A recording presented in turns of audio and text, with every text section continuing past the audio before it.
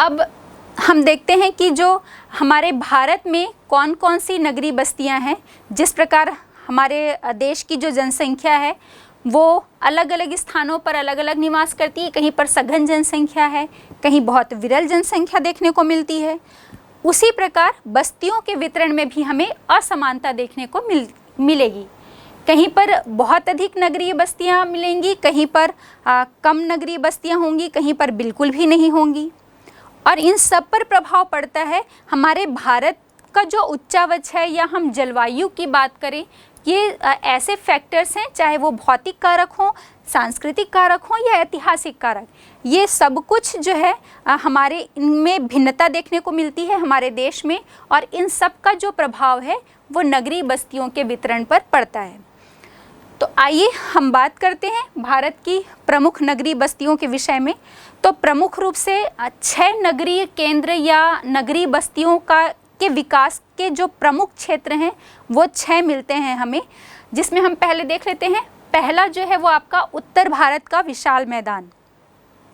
बच्चों, हम बार बार इस बात पर चर्चा कर चुके हैं कि कोई भी बस्ती का विकास जो है, जहाँ पर समतल उपजाऊ मैदान या समतल भूभाग, कृषि के लिए उपजाऊ भूमि मिलेगी, जल की उपलब्धता मिलती है, तो वहीं पर कोई भी बस्तियों का विकास जो है वो सबसे अधिक होता है। फिर चाहे हम ग्रामीण बस्तियों की बात करें या हम नगरीय बस्तियों की बात करें, दोनों का ही विकास उस क्षेत्र में होगा। जो हमारे भारत में हम देखते हैं, उत्तर भारत का विशाल मैदान एक समतल भूभाग है, और चूँकि ये नदियों के द्वारा लाई हुई जलोढ़ मृदा से निर्मित है, इसलिए यहाँ पर उपजाऊ भूमि भी कृषि के लिए बहुत अच्छी उपलब्ध होती है। और साथ ही साथ हिमालय की सदावाहिनी नदियों के द्वारा यहाँ पर जल की पर्याप्त मात्रा में उपलब्धता है। और ये सभी कारण हैं जो यहाँ पर हम ये कहें कि नगरीकरण के प्रतिशत को बढ़ाते हैं, या प्रमुख नगरीकरण का ये क्षेत्र है। दूसरा है आपका गुजरात प्रदेश। तीसरा हम बात करते हैं महाराष्ट्र, और उसका महाराष्ट्र का जो क्षेत्र है, और साथ ही साथ आंध्र प्रदेश का जो पूर्वी भाग है। फिर हम देखेंगे गोदावरी कृष्णा का डेल्टाई क्षेत्र, फिर दक्षिण भारत के नगरीय क्षेत्र, और मध्यवर्ती उच्च भाग के नगरीय क्षेत्र। तो हम क्रम से इन सब में चर्चा कर लेते हैं। सबसे पहले हम बात करेंगे उत्तर भारत के विशाल मैदान के विषय में। ये जो नगरीकरण का जो क्षेत्र है, हमने अभी भी बात की, जैसे हिमालय की सदा प्रवाहिनी नदियाँ और प्रायद्वीपीय पठार की जो नदियाँ हैं, उनके द्वारा जो लाई गई जलोढ़ मृदा से निक्षेपण से ये मैदान निर्मित है। तो हम प्रमुख रूप से यदि बात करें तो आपका सतलज, गंगा और ब्रह्मपुत्र है ना, ये तीनों नदियों के द्वारा ये निर्मित मैदान है। उत्तर भारत का जो विशाल मैदान है वो क्षेत्र है ये, और यहीं पर हमें सबसे अधिक नगर पाए जाते हैं। और हमने इन कारणों के बारे में पहले चर्चा कर ली कि जल की उपलब्धता, उपजाऊ भूमि और समतल भूभाग, ये प्रमुख कारण हैं जो यहाँ पर नगरीकरण को बढ़ावा देते हैं। इसे भी हम उपभागों में रख सकते हैं, या उपभागों में रखा गया है कि इसमें भी सबसे अधिक कहाँ पर मिलता है और कम मात्रा नगरीकरण की कहाँ पर मिलेगी। तो पहला है आपका कोलकाता का पृष्ठ प्रदेश।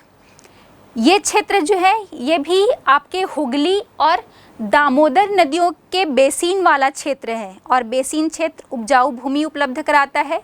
साथ ही साथ कोलकाता जो है एक प्रमुख बंदरगाह है, और उसके साथ ही ये प्रमुख औद्योगिक क्षेत्र है, जो यहाँ पर आपका छोटा नागपुर का पठार क्षेत्र भी हम कह रहे हैं, उसी क्षेत्र में ये पूरा जो भूभाग हम कह रहे हैं इसका पृष्ठ प्रदेश वो स्थित है।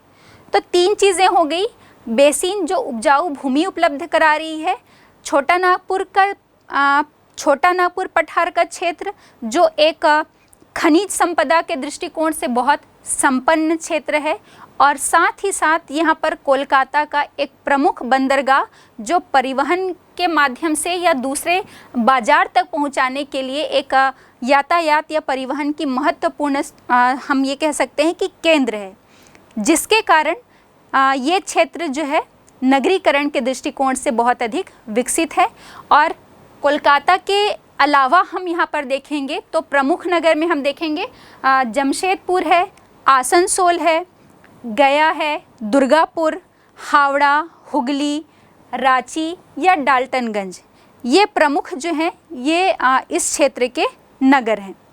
कोलकाता के पृष्ठ प्रदेश के बाद हम बात करते हैं, यह उत्तर भारत के विशाल मैदान का दूसरा उपभाग है जहाँ पर नगरीकरण हमें मिलता है, वो है आपका मध्य गंगा का मैदानी प्रदेश। यहाँ पर आप मध्य गंगा के क्षेत्र को देख पा रहे हैं। ये क्षेत्र जो है वो आपके पटना से लेकर कानपुर तक का विस्तृत क्षेत्र है और यह क्षेत्र नगरीकरण के क्षेत्र में ये इसलिए अधिक विकसित है क्योंकि यहाँ पर बहुत से उद्योग हमें देखने को मिलते हैं, चाहे वो चीनी उद्योग की हम बात करें, कागज़ उद्योग की बात करें, सीमेंट हो गया, उर्वरक हो गया। कानपुर जो है जिसे हम उत्तर भारत के मैनचेस्टर के नाम से जानते हैं, तो सूती वस्त्र उद्योग का ये भी ये प्रमुख रूप से केंद्र है। तो इसलिए इस क्षेत्र का नगरीकरण के दृष्टि से बहुत विकास हुआ है। और इस मध्य गंगा का जो मैदानी प्रदेश है उसके प्रमुख नगर की हम बात करें तो देखते हैं पटना है, मुजफ्फरपुर है, मुंगेर है, भागलपुर हो गया, गोरखपुर है, कानपुर है, वाराणसी और इलाहाबाद, ये इस क्षेत्र के प्रमुख नगर हैं। फिर तीसरा हम देखते हैं गंगा का जो ऊपरी मैदान या हम ये कह सकते हैं उत्तरी गंगा बेसिन जो है, ये भी नगरीकरण का यहाँ बहुत अधिक विकास हुआ है। और ये जो क्षेत्र है वो आपके देहरादून से, दिल्ली से लेकर कानपुर और लखनऊ तक इस क्षेत्र का विस्तार हमें देखने को मिलता है। यहाँ पर भी हम देखेंगे कि चीनी उद्योग, सूती वस्त्र का उद्योग है, या हम दिया सलाई उद्योग और रासायनिक उद्योग जो हैं, इस पूरे क्षेत्र में इसका संकेंद्रण जो है हमें देखने को मिलता है, जिस कारण से यहाँ पर नगरीकरण का स्तर उच्च है। और इस क्षेत्र के प्रमुख नगर जो हैं देहरादून है, अलीगढ़ है, या हम बात कर ले मथुरा, आगरा, मेरठ और दिल्ली, ये प्रमुख नगर हैं इस क्षेत्र के। फिर हम नेक्स्ट इसका उपविभाग देखते हैं जो है आपका पंजाब का मैदानी प्रदेश। ये जो पूरा क्षेत्र है पंजाब का मैदानी प्रदेश, यहाँ पर हम देखेंगे कि होजियरी का सामान या हम ऊनी वस्त्र से संबंधित, इंजीनियरिंग उद्योग की हम बात करें, या हम खेल से संबंधित जो सामान होते हैं, ये सभी निर्माण उद्योग इस पंजाब के मैदान में स्थित हैं, या हम ये कहें कि इनका संकेंद्रण जो है वो हमें इस क्षेत्र में देखने को मिलता है। इस कारण यहाँ पर नगरीकरण का विस्तार हुआ है।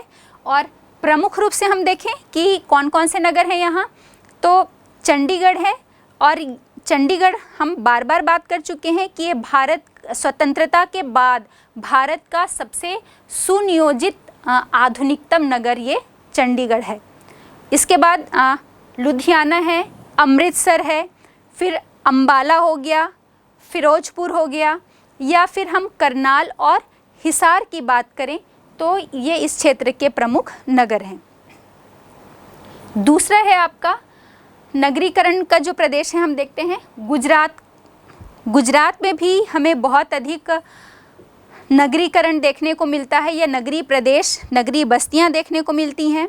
और इसका प्रमुख कारण है, हमको मालूम है, अहमदाबाद जो है वो आपका पूर्वी भारत, हम पश्चिमी भारत का मैनचेस्टर इसे कह रहे हैं। तो अहमदाबाद जो है वो प्रमुख रूप से सूती वस्त्र उद्योग का केंद्र है, या हम ये कहें कि गुजरात में जो मृदा मिलती है और वहाँ पर की जो जलवायु है वो पूरी तरह से कपास के उत्पादन के अनुकूल है, जिसके कारण यहाँ पर गुजरात में प्रमुख रूप से सूती वस्त्र उद्योग का बहुत अधिक संकेंद्रण जो है वो हुआ है। और इसी कारण यहाँ पर हमें नगरीय बस्तियाँ जो हैं अधिक देखने को मिलती हैं। इसके जो प्रमुख नगर हैं, अहमदाबाद हो गया, बड़ोदरा हो गया, फिर काठियावाड़ है, भड़ौच है, फिर हम जामनगर या कांडला बंदरगाह की बात करें तो ये इस क्षेत्र के प्रमुख नगर हैं। हाँ, यहाँ पर हमें एक और विशेष बात देखने को मिलती है, गुजरात में जो द्वारका है वो इस क्षेत्र का प्रमुख, या हम ये कहें भारत देश का प्रमुख तीर्थ स्थान हैं। तीसरा है आपका महाराष्ट्र और पूर्वी आंध्र प्रदेश। हम पहले भी बात किए हैं, महाराष्ट्र में जो मुंबई है वो एक प्रमुख व्यापारिक केंद्र है या प्रमुख व्यापारिक नगर है। हम इसे भारत की व्यापारिक राजधानी के नाम से भी जानते हैं। और हम ये देखते हैं कि मुंबई जो बंदरगाह है उसका जो पृष्ठ प्रदेश है, मतलब हम जब महाराष्ट्र की बात कर रहे हैं या पूर्वी आंध्र प्रदेश की, तो ये पूरा जो क्षेत्र है वो मुंबई बंदरगाह का पृष्ठ प्रदेश पड़ता है। और जिस बंदरगाह का पृष्ठ प्रदेश जितना अधिक धनी और सुविकसित होता है उसका विकास उतना ही अधिक होता है। हम और पहले भी इस बारे में चर्चा कर चुके हैं। तो इस पृष्ठ प्रदेश के अंतर्गत हम देखेंगे कि आपका नागपुर है, अमरावती, रत्नागिरी, धारवाड़, हैदराबाद या 4 नगरों की परिधि से या पूरे क्षेत्र चारों तरफ ये नगर जो हैं इस पृष्ठ प्रदेश के घिरे हुए हैं। तो हम बात करेंगे इस क्षेत्र का सबसे प्रमुख नगर मुंबई है, जो भारत के जो हमारा पश्चिमी तट है इसका हम देखते हैं कि प्रमुख बंदरगाह भी है और हमने बात की कि प्रमुख व्यापारिक नगर भी है। यहाँ पर बहुत सारे अनेक प्रकार के उद्योग धंधों का विकास हुआ है। और प्रमुख नगर की यदि हम बात करें इस क्षेत्र की तो नासिक है, अकोला है, या हम औरंगाबाद, अहमदनगर, पुणे, शोलापुर या कोल्हापुर, ये प्रमुख नगर हैं इस क्षेत्र के। फिर नेक्स्ट आता है आपका गोदावरी कृष्णा का डेल्टा प्रदेश। इस प्रदेश की हम बात करें तो चूँकि ये डेल्टाई क्षेत्र है तो नेचुरली है कि हम फिर से बात कर रहे हैं कि उपजाऊ भूमि डेल्टाई क्षेत्र में हमें मिल रही है। और चूँकि बहुत सारे जो इसके नगर हैं वो आपके तटीय क्षेत्र हैं तो समजलवायु जलवायु के दृष्टिकोण से भी एक अच्छा या उत्तम जलवायु वाला क्षेत्र है, जिसके कारण इस क्षेत्र का विकास हुआ है। अब हम ये देखते हैं कि इस क्षेत्र में प्रमुख जो बंदरगाह है वो यहाँ का प्रमुख नगर विशाखापट्टनम है, जो एक प्रमुख बंदरगाह है और ये एक नौसैनिक केंद्र भी है।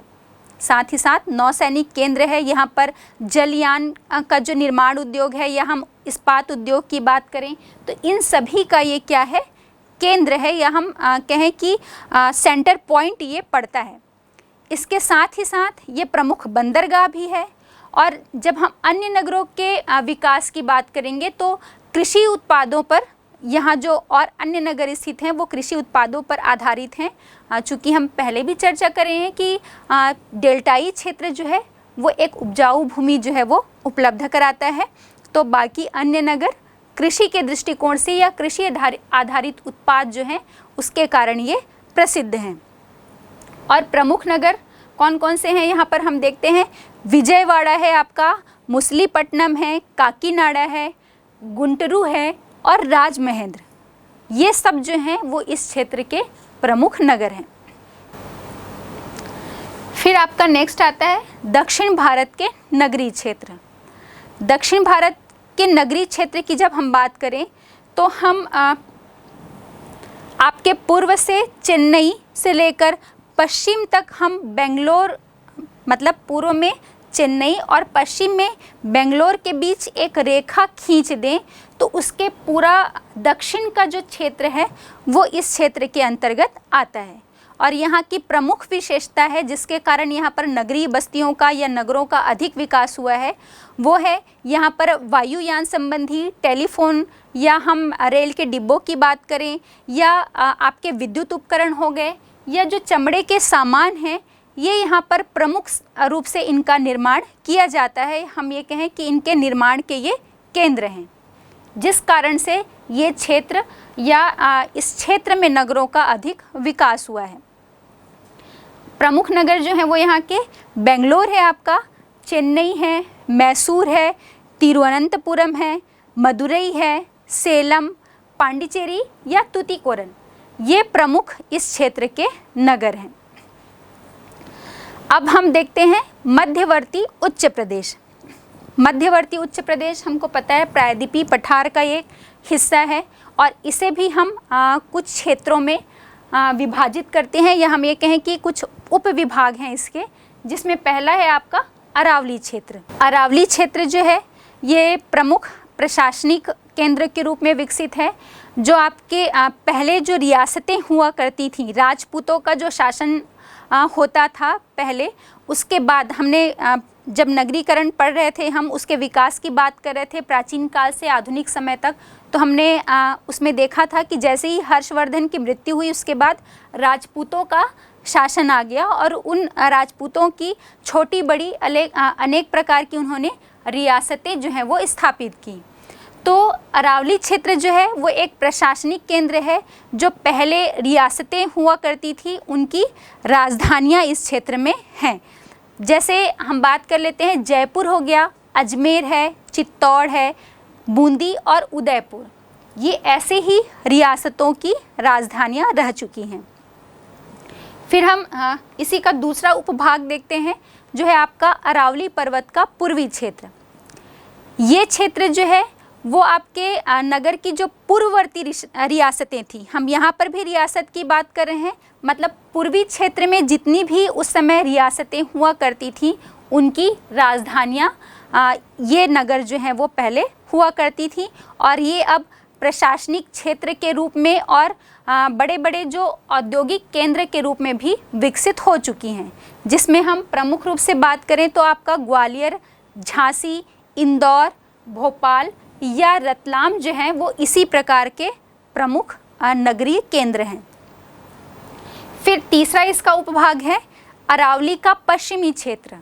अरावली पर्वत का जो पश्चिमी क्षेत्र है वो इसके अंतर्गत आता है और यहाँ पर भी हम फिर से कहेंगे कि पूरा प्राचीन जो राजपूत थे, जो रियासतें हुआ करती थी, उनका पूरा क्षेत्र है ये अरावली वाला। तो जो पूर्वी क्षेत्र में रियासत होते थे और उनकी राजधानियाँ थीं उनको हमने देखा। अब इसके जो पश्चिमी क्षेत्र हैं, पश्चिमी क्षेत्र में जो रियासतें हुआ करती थी उनकी जो राजधानियाँ थीं उसमें प्रमुख रूप से हम बात करें तो जोधपुर, बीकानेर, बाड़मेर और नागौर, ये जो हैं वो प्रमुख राजधानियाँ थी पश्चिमी रियासतों की। और ये पूरा जो क्षेत्र है ये एक मरुस्थलीय क्षेत्र है, या हम ये कहें कि जितने भी हमने नगरों के नाम लिए ये एक विशाल मरुस्थल में स्थित हैं, क्योंकि राजस्थान का पूरा पश्चिमी क्षेत्र एक विशाल मरुस्थल है। फिर हम नेक्स्ट इसके उपभाग की बात करें जिसमें आपका विंध्याचल प्रदेश आता है, या विंध्याचल का जो क्षेत्र है वो आता है और इसमें प्रमुख नगर जो हैं वो आपके जबलपुर, रीवा, कटनी और सतना इस विंध्याचल क्षेत्र के प्रमुख नगर हैं। तो हमने देख लिया कि पूरे भारत में जो नगरीकरण की स्थिति है या जो इसके प्रमुख क्षेत्र हैं उन पर हमने बात की। अब हम देखते हैं जैसे ही किसी नगर का विकास हो रहा है या हम जब भी विकास की जो बात करते हैं तो हम कह रहे हैं कि कोई देश जितना विकसित होगा उतना ही वहाँ पर औद्योगिकरण और नगरीकरण की जो अवस्थाएं हैं वो उसकी चरम अवस्था को प्राप्त कर लेता है। लेकिन जहाँ पर हमें कुछ प्लस मिल रहा है वहाँ माइनस भी होता है, मतलब कुछ उससे होने वाले लाभ हैं तो उतनी ही हानियाँ भी हैं। तो हम बात कर लेते हैं कि नगरीकरण की होने वाली हानियाँ या नगरीकरण के बढ़ने से कौन कौन से दुष्परिणाम हमें देखने को मिलते हैं। नगरीकरण के बढ़ने के साथ साथ या नगरीय बस्तियाँ जैसे जैसे विकसित होती जा रही हैं, हम देखेंगे कि कुछ समस्याएं भी हमारे सामने, और हम इन्हें विकट समस्या कह सकते हैं, ये हमारे सामने उभर कर आ रही हैं। तो ये कौन कौन सी समस्याएं हैं जिनका सामना हमें नगरीकरण के कारण करना पड़ रहा है। तो पहले हम देखते हैं बहुत अधिक भीड़ भाड़। गांवों से लोगों का जो है नगरों की तरफ आकर्षण, चाहे वो रोजगार के लिए हो या मिलने वाली अच्छी सुविधाएं या उच्च जीवन स्तर की हम बात करें, ये सभी कारण जो हैं वो ग्रामीण क्षेत्रों से लोगों को नगरों की तरफ आकर्षित करते हैं। और ये आकर्षण जो है वो नगरों की जनसंख्या को बहुत अधिक हम देख रहे हैं कि इसमें लगातार वृद्धि हो रही है और इतनी अधिक भीड़ हो गई है कि लोगों के रहने के लिए जगह नहीं है। हम बड़े बड़े नगरों और महानगरों में चले जाएं तो हम देखेंगे कि वहाँ पर लोग जो हैं वो फुटपाथ में अपना जीवन यापन करने के लिए मजबूर हैं। या हम ये स्थिति देखते हैं कि एक ही कमरा है और उस एक कमरे में उस घर के 10 से 12 मेंबर जो हैं या सदस्य जो हैं वो निवास करते हैं। वहाँ पर मकान भी जो हैं वो भी चूँकि छोटे होंगे, या हम कहें कि जगह के अभाव या स्थान के अभाव के कारण छोटे छोटे कमरे बनाकर लोग जो हैं वो निवास करते हैं स्थान अभाव के कारण। तो बहुत अधिक भीड़ भाड़ या हम कहें कि ओवर क्राउडिंग की जो समस्या है वो नगरीकरण के कारण बहुत अधिक विकट रूप अपना ले चुकी है। फिर दूसरा हम देखते हैं आवास या हाउसिंग की प्रॉब्लम भी है। हमने भी बात की कि जनसंख्या का बहुत अधिक दबाव बढ़ जाता है नगरों या शहरों के ऊपर, तो क्षेत्र तो उतना ही है, क्षेत्रफल में तो कोई बढ़ोतरी नहीं हुई है नगरों के, लेकिन उसके साथ साथ हम देखेंगे कि जो वहाँ पर आने वाले लोग हैं, प्रवासी कहें हम या ग्रामीण क्षेत्र से आने वाले जो लोग हैं, या हम सामान्य शब्दों में कहें कि लगातार नगरों की बढ़ती हुई जो जनसंख्या है उसके कारण वहाँ पर आवास की समस्या उत्पन्न हो गई है, क्योंकि क्षेत्र उतना ही है लेकिन लोगों की संख्या जो है वो बढ़ गई है। तो हमने बात की थी जब सन्नगर की, तो हम ये देख रहे थे कि कोई महानगर जब वहाँ पर उसका बहुत अधिक नगरीकरण बढ़ गया है और समस्याएं जैसे आवास की समस्या हो गई, तो उस विशेष नगर या प्रमुख नगर को छोड़कर वहाँ उससे सटे हुए जो अन्य छोटे कस्बे या नगरीय ग्राम की जब हम बात करेंगे तो वहाँ पर लोगों के लिए आवास बनाए जाते हैं या निवास की जो व्यवस्था है वो की जाती है। मतलब उस नगर का फैलाव जो है प्रमुख केंद्र या प्रमुख क्षेत्र से होते हुए अपने आसपास के क्षेत्र को वो सम्मिलित कर लेता है। जैसे हम बात कर सकते हैं दिल्ली की ही हमने बात की थी, या हम कोलकाता हावड़ा की बात किए थे, तो ये एक ऐसे महानगर हैं जहाँ पर आवास की जो समस्या है वो बहुत अधिक बढ़ गई है। और इसी के कारण हम देखेंगे कि हमें इंडिविजुअल मकान भी बहुत कम अब देखने को मिलते हैं, क्योंकि स्थान का इतना अभाव हो गया है और बड़ी बड़ी बहुमंजिला इमारतें जो हैं वो हमको महानगरों में देखने को मिलती है। और आवासों के बहुत सघन होने के कारण हम तो यदि स्लम में चले जाएं या किसी औद्योगिक क्षेत्र से लगी हुई जो छोटी छोटी बस्तियां होती हैं जहां पर कोई मज़दूर वर्ग रहते हैं, तो वहां पर तो हम आवास की यह स्थिति देखेंगे कि एकदम तंग और सकरी गलियां होती हैं और उसमें उससे सटे हुए आवास जो है या घर बने हुए होते हैं। और हमने अभी जैसे बात की थी कि भाई एक छोटे से कमरे में वहीं पर वो उनका बेडरूम होगा, वहीं किचन होगा, वहीं ड्राइंग रूम होगा, वहीं पर वो खाना बनाएंगे, मतलब सारा काम जो है वो वहाँ पर होता है। और एक ही कमरे में लगभग 10 से 12 मेंबर जो है वो निवास करते हैं। तो आवास की भी जो समस्या है एक प्रमुख समस्या है नगरीय बस्तियों के बढ़ने के कारण या नगरीय जनसंख्या में वृद्धि से। अब नेक्स्ट हम देखते हैं बेरोजगारी। भाई सभी को रोजगार चाहिए और हम ये देखेंगे कि सभी का जो रुझान है आजकल वर्तमान समय में लोगों का, चूँकि हमारा देश तो कृषि प्रधान देश है, लेकिन आज का जो युवा वर्ग है वो कृषि कार्य नहीं करना चाहता या उससे संबंधित जो कार्य है उसमें कोई इंटरेस्ट उसको नहीं है। और यही कारण है कि वो ग्रामीण क्षेत्र को छोड़कर नगरों की तरफ प्रवास करता है या उसकी तरफ आकर्षित होता है। और ये जो आकर्षण है जो उसे आप नगरों में लेकर आ रहे हैं, तो क्या होगा कि सभी के लिए तो रोजगार उपलब्ध नहीं हो पाएगा। जनसंख्या का दबाव बहुत अधिक बढ़ गया है, लेकिन रोजगार या कार्य में उस अनुपात में वृद्धि नहीं हुई है। तो ये भी एक प्रमुख जो हम कहें समस्या है कि नगरीकरण के बढ़ने से बेरोजगारी की समस्या भी जो है वो बढ़ रही है। फिर हम नेक्स्ट देखते हैं मलिन बस्तियां या स्लम्स जो हैं, ये अभी वर्तमान समय में हमारे लिए एक अभिशाप के रूप में कार्य कर रहे हैं।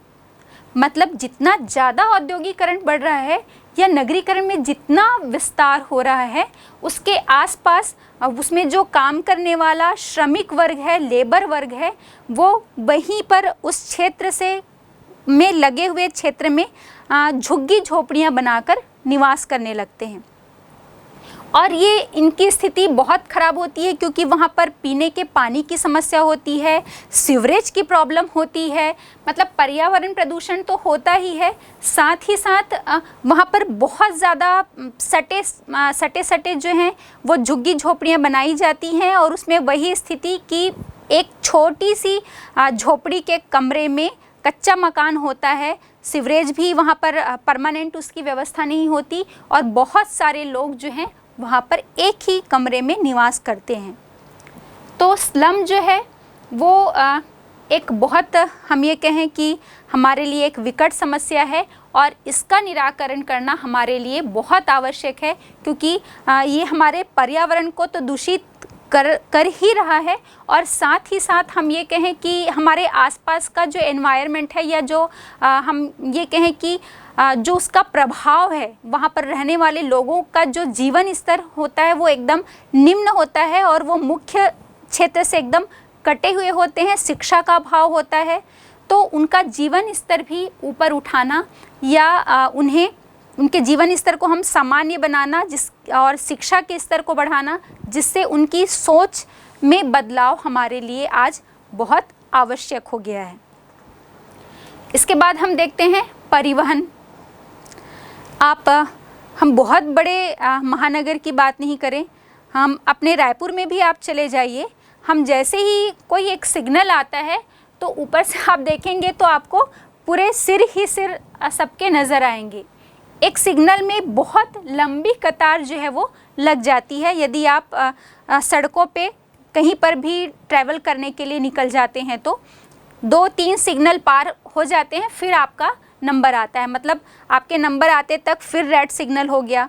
तो भीड़ इतनी हो गई है, चूँकि जनसंख्या बढ़ रही है इसलिए वाहनों का भी दबाव या वाहनों की संख्या भी सड़कों पर लगातार बढ़ती जा रही है, जिससे परिवहन की समस्या जो है वो उत्पन्न हो रही है। हमारे नगरों की सड़कों पर ट्रैफिक का बहुत ज़्यादा प्रेशर बढ़ता जा रहा है। फिर हम देखते हैं ऊर्जा भी एक प्रमुख समस्या है।